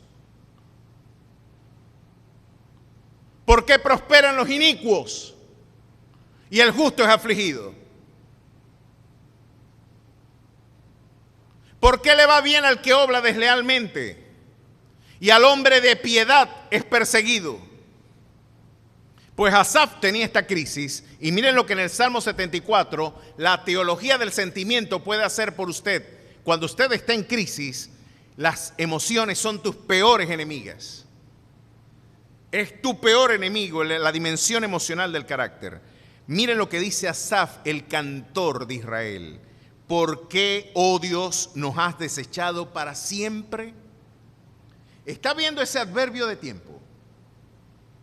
Esto no es verdad. Yo le pregunto a usted, ¿Dios desecha para siempre? ¿Por qué Dios permite que esto sea revelado aquí? Hermano, para que usted vea cómo a Dios le agrada que nosotros seamos auténticos a la hora de traducir nuestra oración. Sin falsas piedades, sin filtros ni ediciones para no comprometer el aparato litúrgico de nuestra fe, sin coreografías ni histrionismos. Esto es lo que siento. Te olvidaste de mí para siempre. Y ese adverbio de tiempo es cosa seria. Siempre. O sea que ya Dios no tiene noticias de ti. Dios se olvidó de ti. Así te sientes, pero así tú no estás. La teología del sentimiento no te permite discriminar que sentir no es lo mismo que ser. Yo puedo sentirme mal, pero estoy bien. Y miren lo que el salmista David, ahora en el Salmo 136, ahora prepárate tú, ese fue el hit de Asaf en el año 2500 a.C. Esta fue la canción que pegó Asaf para aquel momento, en el segundo milenio antes de Cristo, y es titulada la canción, ¿por qué, oh Dios, nos has desechado para siempre? Y la ponían en todas las FM. ¿Se imagina usted esa canción? ¿Por qué Dios nos ha desechado para siempre? Pero entonces ahora viene David y viene y dice como respuesta, no, este es el hit que realmente está pegado. Este es el que tú tienes que abrazar. Y mira los siempres que Dios utiliza. Y para que no se te olvide, lo voy a repetir casi de una manera tan reiterada que te va a sonar cansona. Pero es que en tu Alzheimer espiritual, si tú dejas que tu sentimiento gobierne tu conducta espiritual, tú vas a abrazar la depresión espiritual. Y mire lo que cantó el salmista. Alabad a Jehová, porque Él es bueno, porque para siempre es su misericordia. Alabad al Dios de los dioses, porque para siempre es su misericordia. Alabad al Señor de los señores, porque para siempre es su misericordia. Al único que hace grandes maravillas, porque para siempre es su misericordia. Al que hizo los cielos con entendimiento, porque para siempre es su misericordia. El que extendió la tierra sobre las aguas, porque para siempre es su misericordia. Sientes que Él te dejó para siempre, pero la verdad es que Él está siempre en tu vida. Nunca te dejaré y siempre te sustentaré con la diestra de mi justicia. Ahora tú tendrás que elegir cómo estar. Tú tienes que elegir si vivir como te sientes o quieres vivir como tú estás. Tú estás en Cristo y estás bien. Todo está obrando para tu bien. Nunca te dejaré. Yo siempre te sustentaré. Cercano soy a los contritos y quebrantados de espíritu. ¿A dónde huiré de tu presencia? Si subiera a los cielos, allí estás tú. Y si en el Seol hiciere mi estrado, he aquí, allí tú estás. Este Dios sigue diciendo, todo lo puedes en mí, porque yo soy el que te fortalece. Yo soy el que te sostiene por tu mano derecha. Si tu padre y tu madre te abandonaron, con todo eso yo te recogeré. ¿Sabes por qué? Porque tú crees que yo te dejé para siempre, pero eso no es verdad. Engañoso es el corazón más que todas las cosas y perverso. ¿Quién lo conocerá? Solamente Dios levanta la mano y dice, yo soy el que puede sanar las heridas de tu pasado. Yo soy el que puede entrar en lo más íntimo de tu ser. Yo soy el que puede interpretar, darte a entender y regalarte el bálsamo de mi espíritu para que las heridas de tu alma sean sanadas. Tú te sientes mal, pero quiero decir que tú estás bien en mí. Todo lo puedes en Cristo. Yo soy el que te fortalezco. A su nombre sea la gloria. No fundamente su vida en el sentimiento. Jonás se sentía desvalido, defraudado, pero la verdad es que yo puedo ver a un Dios tierno y compasivo, chico, como con un hijo malcriado que está haciendo un berrinche. Me tenéis que comprar esto, papi. Me lo tenéis que comprar. Y ustedes han visto muchachitos que hacen espectáculo y se tiran al suelo y se retuercen. Muchacho, y uno dice que muchacho para malcriado. ¿Sabe por qué hay que disciplinar a los muchachos? Porque a los malcriados nada más lo quieren los padres. Cuando ese muchachito sale de su casa no lo van a querer. Al muchachito malcriado nada más lo quiere la alcahueta. Pero le hace un berrinche así en una casa que no aprendió a comer verduras y lo invitan a comer en otra que le ponen verduras, va a pasar usted una pena. Bueno, Dios con todo y el malcriado de Jonás lo tomó de la mano derecha. Y sabe que el salmista Asaf también tiene su historia en el Salmo 73. Él dice, yo era como una bestia delante de ti, con todo me tomaste de la mano derecha y me guiaste conforme a tu consejo. Es decir, chico, vení para acá, vos no entendés, vamos a hacerte entender. A pesar de lo torpe de tu proceder, yo insisto en apostar por lo que he comenzado en tu vida. Y una pobre teología, por supuesto, te va a hacer cansarte de hacer el bien. Ese puede ser otro factor de por qué estás triste.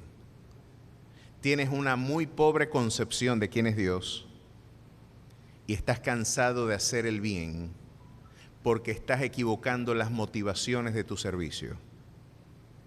Yo me acuerdo que mi pastor, yo decía, naguará, pero es que el pastor no se va a su casa.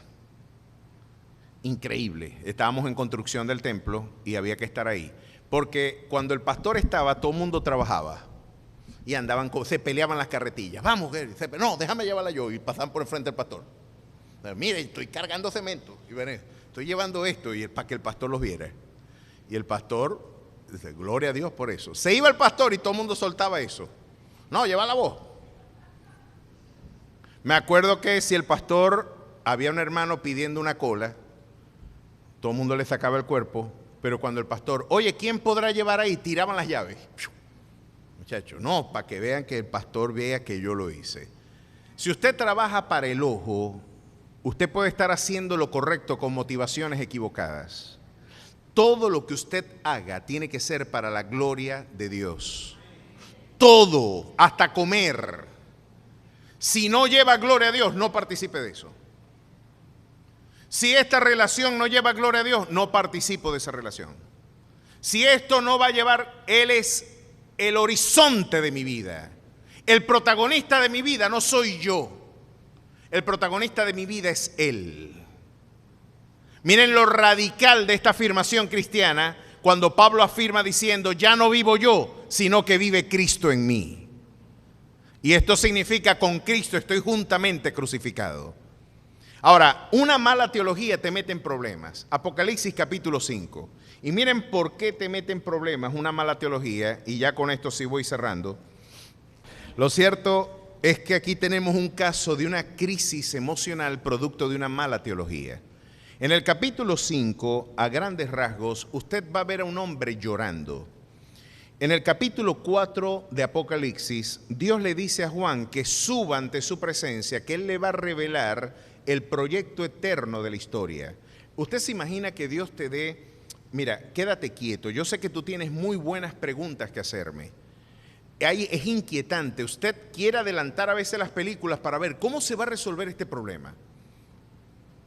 Si ya se murió el protagonista, ¿para qué voy a seguir viendo este calembe? ¿Para dónde va esto? Si mataron al protagonista Y ya no, ¿para qué lo voy a seguir viendo?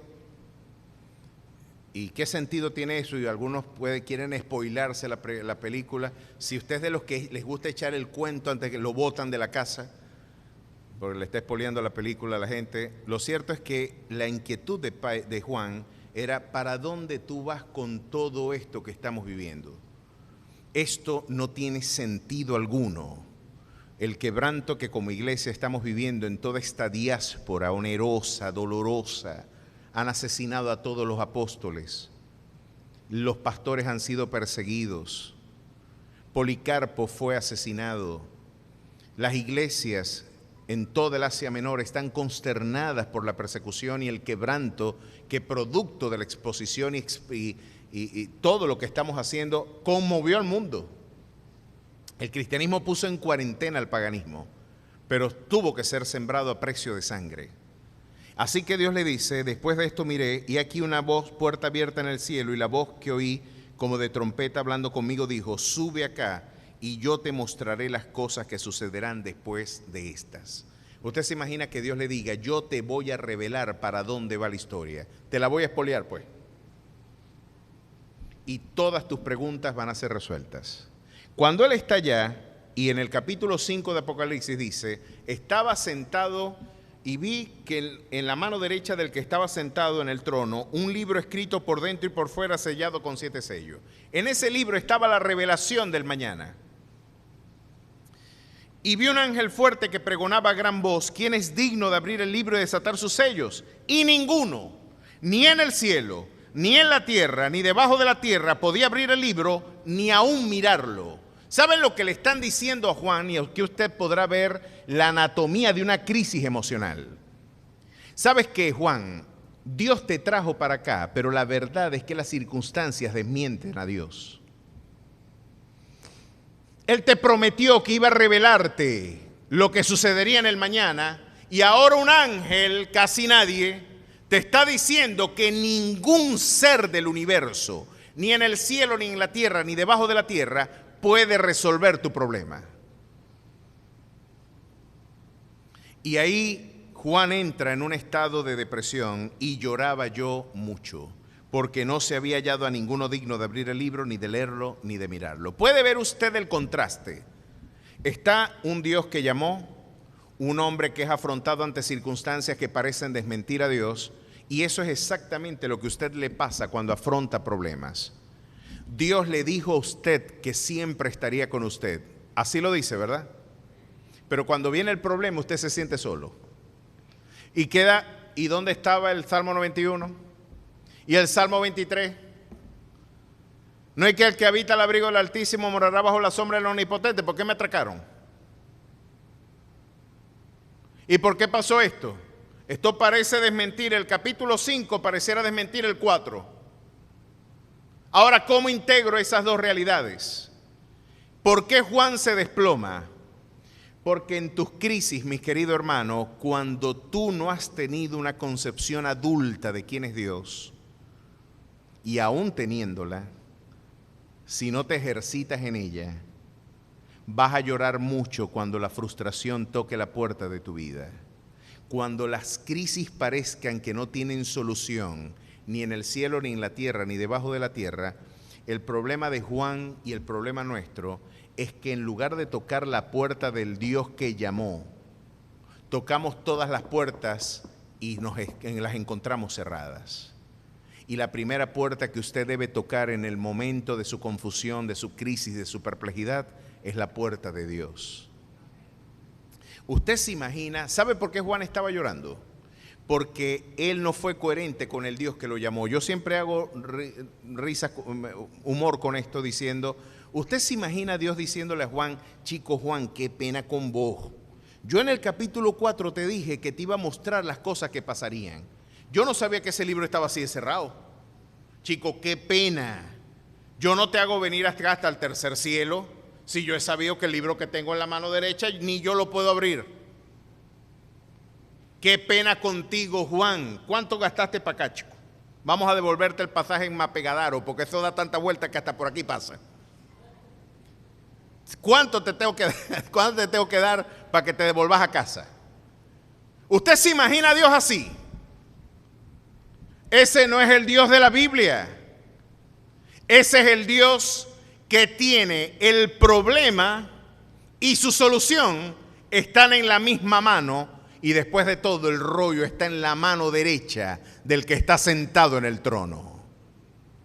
Estás llorando porque se te olvidó que el león de la tribu de Judá, del linaje de David, ha vencido y él es digno de abrir el libro y de desatar sus 7 sellos.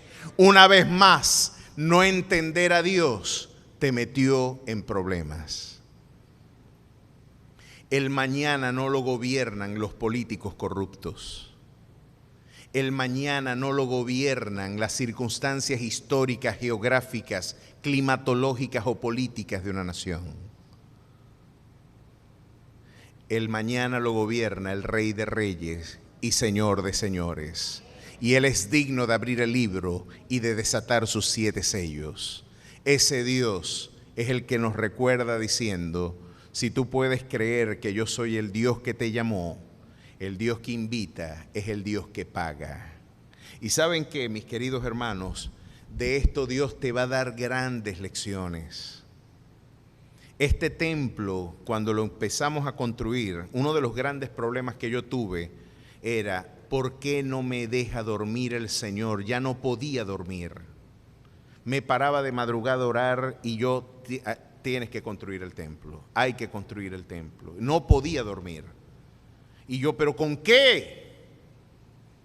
No hay nada en el cielo, ni en la tierra, ni debajo de la tierra, no hay.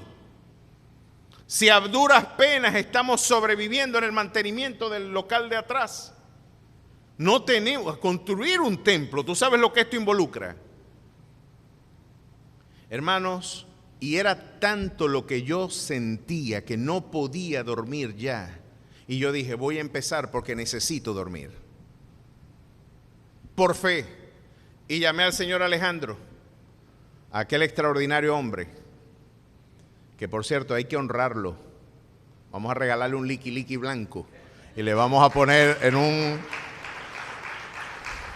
Dios lo bendiga. Él solito con sus manos hizo este templo, ¿sabe? Tenía unos ayudantes muy buenos, unos muy cómicos. Uno una vez se nos vino a dar una cátedra de Apocalipsis aquí, que nos orinábamos de la risa con las locuras que dijo. Pero muchachos nobles y con sus manos humildes. Andy, nuestro querido Andy, ¿dónde está? ¿Dónde está Andy por aquí? No vino hoy. Él es invidente. El invidente que está aquí fue el que hizo los huecos de esta iglesia.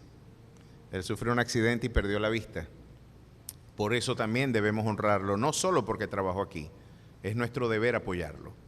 Pero yo me acuerdo que yo sin medio empecé de fullero. Vamos a hacer los huecos pues, y como cual arquitecto.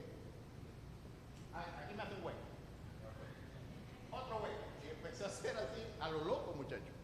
Me empecé a mover y curiosamente cuando vino el topógrafo, que era mi suegro, exactamente donde marcó, allí era donde yo había caminado especulativamente. Y esa fundación es donde el topógrafo nos indicó, que era mi querido suegro, el que nos dijo, ahí tiene que plantarse la fundación de la iglesia. Lo cierto es que no teníamos medio. Y una de las grandes preguntas que yo me hacía, ¿por qué si Dios me llamó, no tengo los recursos para emprender lo que Él me llamó a hacer? ¿No será una presunción mía? ¿No será un arrebato de un pastor que tiene la compulsión social de dar un testimonio público de éxito gerencial? ¿No será un arrebato mío? Yo no me quiero meter en problemas, y menos en este vaporón. Meterme yo en una deuda y tener contratiempos, dificultades. ¿Y saben qué es lo que Dios me hizo entender, mis queridos hermanos? De esto es lo que usted se debe garantizar en los tiempos de prueba. ¿Qué es lo que tú quieres que yo haga? ¿Sabes qué tú necesitas en tiempos de dolor, de prueba, de aflicción, de consternación, de ansiedad y de angustia? Quiero decirte esto, nunca lo olvides. Tú necesitas que Dios te hable. Tú necesitas que Dios te hable. y usted hínquese ante su presencia, búsquele con todo su corazón, bautícese en su palabra, busque de su rostro y Dios va a hablar, Dios va a dirigir, Dios va a dar el sentido de paz, que es el criterio bíblico para el rumbo de aquellos que afrontan la incertidumbre. Siento paz al hacer esto.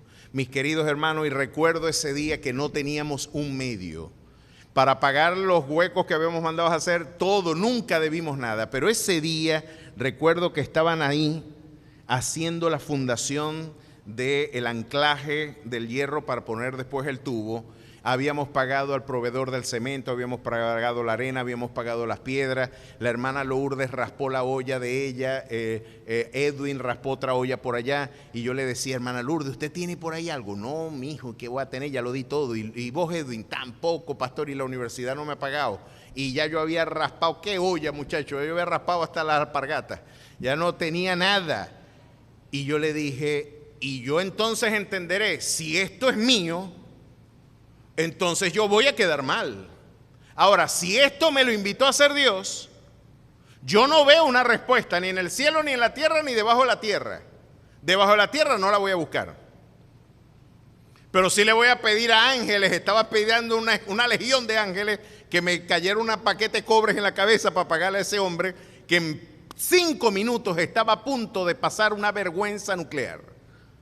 Debía el equivalente a unos $400. Era lo que le debíamos a él en ese momento. Y yo llamé a la hermana Lourdes, Andreina, Edwin, y nos pusimos aquí, había una ruma de Granzón y ahí oramos, Señor, haznos provisión. Y yo entenderé que esto es tuyo si tú brindas respaldo en este momento. Si no es tuyo, yo tampoco quiero hacerlo. Y me fui con esta tarjeta para el Banco de Venezuela, ahí en la calle Comercio. Y me fui con 9 bolívares en ella y dije, voy por la fe a ver qué pasa. Y la metí después que hice una colita, metí la clave y yo dije, vamos a ver cuántos 9 bolívares tengo. Pues tenía exactamente lo que tenía que pagar, más los 9 bolívares, para que no me cupiera la menor duda de que nunca la iglesia vence con ejército ni con fuerza, sino con su Santo Espíritu. Traje el dinero, dejé los 9 bolívares, saqué exactamente lo que necesitaba de allí. Yo caí de rodillas llorando frente al cajero y la gente me dijo, ¿y usted está bien? Yo estoy buenísimo, muchacho, estoy mejor que nunca. Y me fui con mis cobritos, el tipo terminó de quemar el electrodo y cuando lo terminó de quemar, yo le entregué el dinero en las manos. Y me dijo, no, espérate que me limpie para agarrarlo. Hasta después yo lo esperé a él. Porque el Dios que invita es el Dios que paga. Tú mañana, si fue Dios quien te llamó, ese mañana Él abrirá puertas que tú piensas que están cerradas y va a cerrar puertas de aflicción que tú piensas que nadie puede cerrar. Eso es lo bueno de que tú entiendas de que Él es el Rey de Reyes y Señor de Señores, de que Él es el Alfa y que Él es la Omega, de que Él es el principio y de que Él es el fin, de que Él es el que era, el que es y el que ha de venir, de que Él es el Dios Todopoderoso. Pues celebre su grandeza y dele la gloria al que vive y reina por los siglos de los siglos.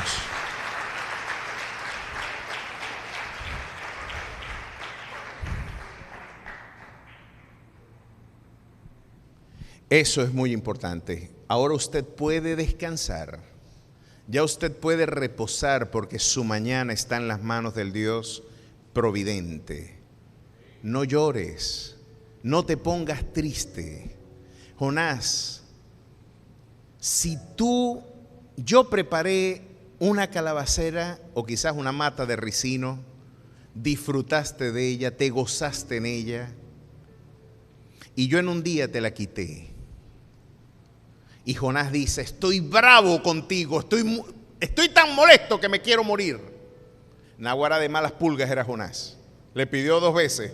No, yo estoy muy bravo. Me quitaste la matica, el cují donde yo montaba el chinchorro.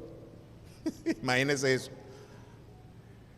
Este es un decir venezolano, pero esa enramada, él estaba viendo a ver qué hacía Dios con el pueblo que lo odiaba. Si tú hoy lloras por una calabacera que ni siquiera tú la cultivaste, si hoy tú te conmueves y estás enardecido en ira porque no la tienes, ¿cuánto más yo no me voy a consolar y no me voy a mover en misericordia por 120,000 almas que no saben discernir entre su mano derecha y su mano izquierda, y entre ellos muchos animales? Porque ni un gorrión de esa ciudad va a caer sin el Dios que le ama. Yo quiero que tu tristeza se convierta en baile cuando tú tengas un corazón como el mío, cuando tú puedas empatizar con el dolor ajeno, cuando puedas reconocer que el trazo de mi misericordia te alcanzará allá en el lugar donde tú piensas que yo te abandoné. Yo creo que tú puedes terapéuticamente transformar tus lágrimas cuando reconozcas con Juan diciendo: no llores, he aquí que el león de la tribu de Judá ha vencido, y él es digno de abrir el libro que tú consideras está sellado, darte un nuevo comienzo y brindarte un nuevo horizonte de vida. Bautícese en su palabra, métase con él, deja que Dios te hable y recibe las instrucciones que en la puerta de su eternidad él te brindará. Gracias te damos, maravilloso Rey, por tu tierno amor y tu misericordia. Gracias por tu palabra eternal, porque ella es lámpara a nuestros pies y lumbrera a nuestro camino. Ayúdanos a poner por obra tu precepto. Ayúdanos a tener la docilidad de que tu voluntad se haga vida en nuestras vidas. No se trata de lo que yo siento, no se trata ni siquiera de lo que yo quiero. Hoy anhelamos de que nuestro espíritu sea dócil para que tú lo moldees conforme a la imagen de tu Hijo. Ayúdanos a afrontar el mañana con esperanza y con reposo, con paz, sabiendo que tú tienes cuidado de nosotros. Echamos toda nuestra ansiedad sobre ti. Transfórmanos, llénanos con tu presencia. Glorifica tu nombre en medio de nuestras dificultades y privaciones, y permite que tu Santo Espíritu de vida nos guíe a toda verdad. En Cristo Jesús. Amén y amén.